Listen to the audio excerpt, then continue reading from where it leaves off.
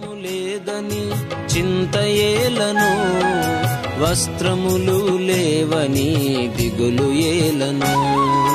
ఆకాశ పక్షులను చూడుడి చూడుడి, విత్తవు కోయవు పంటను కూర్చుకోనవు.